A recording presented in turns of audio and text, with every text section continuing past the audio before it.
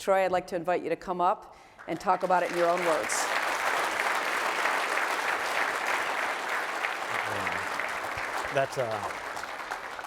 That was an incredible introduction. I'm not that good. My wife will tell you, like I forgot to get chocolate last night, okay? Got the roses in the car, but I didn't get chocolate. But I want to tell you a little bit about Giving Hope. Yes, we have a full staff kitchen at our Toyota dealership. It cooked 180,000 hot meals last year. We gave away close to 2.5 million pounds of food to people who don't have a way to provide for themselves. We build an orphanage every year in a different continent. We have a rehabilitation center that takes trafficked women, abused, alcoholics, drug addicts, with a 60-acre facility. And it is overwhelming.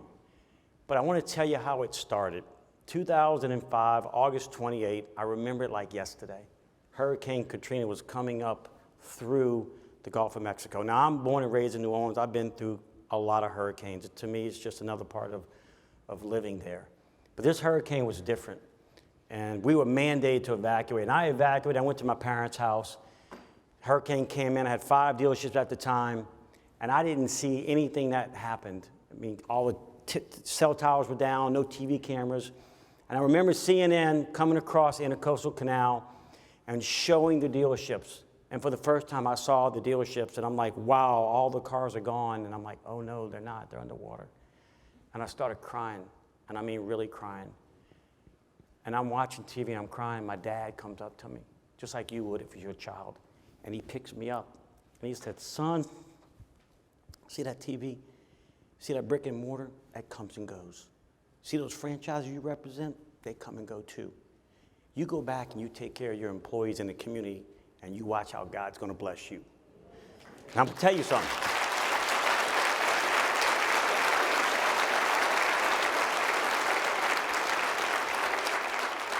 When you have $35 million in insurance receivables and your lawyer's telling you, I'm not sure you're going to get paid, you're going to do what your daddy tells you to do. And I did. So to think that me and my wife had decided that we're going to grow old together doing something together that makes a difference, not creating wealth, but creating legacy. So I'd like to show you a little video about Giving Hope to give you an idea about kind of what we do. So if you could show that first video, I'd appreciate it. My wife and I lost 2 boys at birth. Back-to-back children were born 2004 and 2006 and lived one day. And in that grieving, it took us 4 or 5 years, and we adopted a little girl named Anna. In the adoption process, we kind of fell in love with the whole concept of helping orphans that didn't have a way. So we decided back in 2013 to start building orphanages around the world, and we actually built our first orphanage in Hyderabad, India. And we took 50 kids and gave them a permanent home.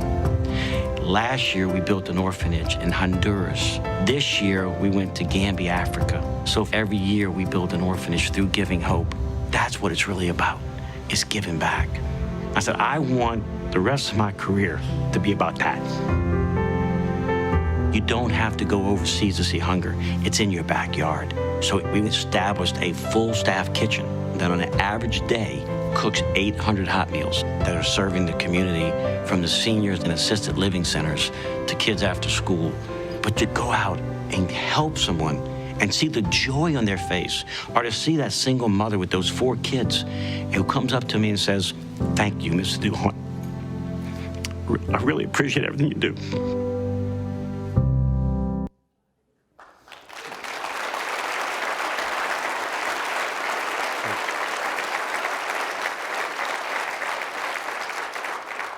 I had the pleasure and honor of being there when my daddy passed away.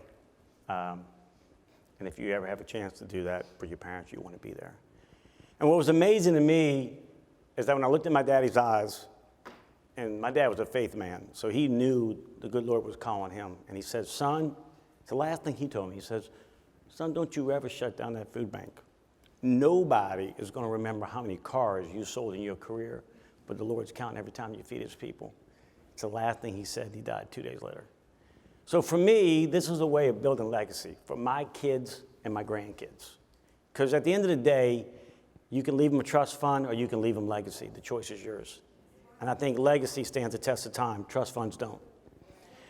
The other thing I want to applaud y'all about is I deal with a lot of banks, and I'm really impressed with Ally Bank because not many banks do what you do.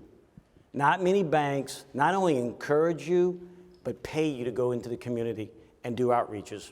One of the things we do at our Premier Automotive Group is we have a Giving Hope Day where we give every employee an extra day off where they go out into the city and volunteer, and whether they go in the Tenderloin area in San Francisco, under the bridges in New Orleans, in Nashville, or the Dream Center in LA, we encourage them because we want them to know that we're more than a company about making money. We're a company about giving back, just like you do.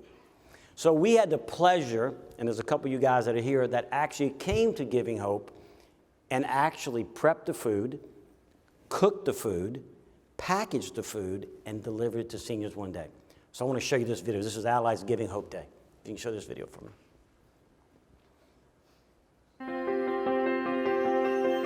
Dan Antonelli, I'm a director of sales for Ally Financial, and I'm headquartered out of Dallas, Texas. My name is Greg Potter. I'm a director of sales for the Western region as well.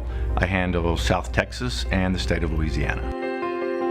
Ally's been in this community for a long time, and we've always looked for opportunities to serve in communities. We do business with the Premier Group, and one of the things that Ally does is we support our dealer customers in their local initiatives and local charities. Well, I think at times when you think about donating money to charities and things like that, you always question, how does it actually impact the people that you're giving to? So I think this was a good opportunity for us to get involved and actually put our hands on and, work. When I got there, I wasn't sure what to expect. So when we arrived, we were divided into teams. It's a very organized process. We got to mingle and connect with some of the workers that work there full time, and so it was a wonderful experience. It was just great to be involved and actually get your hands dirty a little bit and see the outcome here today. It was nice to see all the people gathering in the cafeteria for lunch, and I think they were wholeheartedly excited the fact that there were people here that were going to not only serve them their meal but actually talk to them. I met a gentleman that his daughter is in Philadelphia, and that's where I kind of grew up, so we kind of started having a conversation.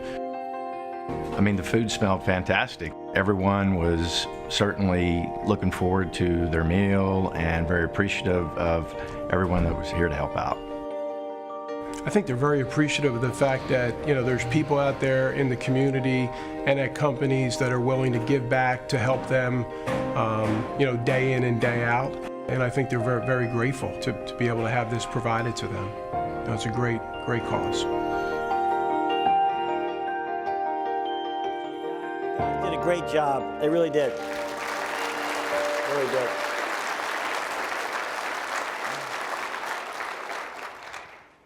Today was very eye-opening for me to see the initiative of what Ally is doing, and don't ever lose that vision. My dad would always say, son, people don't leave you because of a paycheck, they leave you for lack of purpose. And we got to understand, at the end of the day, whether you are lower management, middle management, or CEO, you have got to give purpose. People want to work for an organization that cares. And I'm going to give you this last challenge. My wife always says, find the passion that motivates you or the injustice that angers you and go make a dream come true.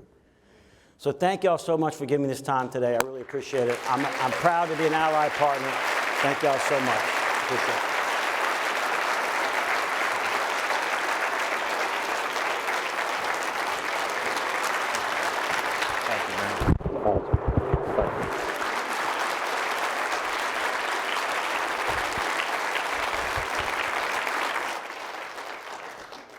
I don't know really what more you can say after that. If you're not inspired, I don't think you have a pulse. So it's just, Troy, thank you. It's just unbelievable. We are so proud to be a part of your mission, and you let us know whatever we can do to further that mission, your growth, your purpose. It's just amazing. But we are at the top of the hour. I think that first guy, which would be this guy, talked probably a little too much. So we maybe have a couple of minutes if there's any questions, but hopefully all of you take away that you are working for a company and a leadership team that really is trying to do the right thing, is really trying to have a purpose and supports all of your efforts, all your energy into helping our communities we serve. It's not always about making all the dollars and making the shareholders happy. We got to have a bigger purpose, and Troy put it perfect there. So thank you all. Hopefully you feel inspired. We got a big year ahead, and I want this November to really be our best and even greater giving back month. But throughout the year, all of you have a huge opportunity to continue making a difference. So with that, if there's maybe one or two questions.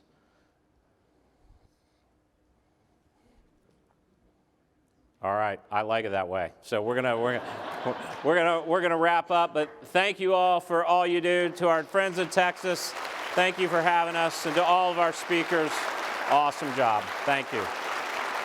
Thank you.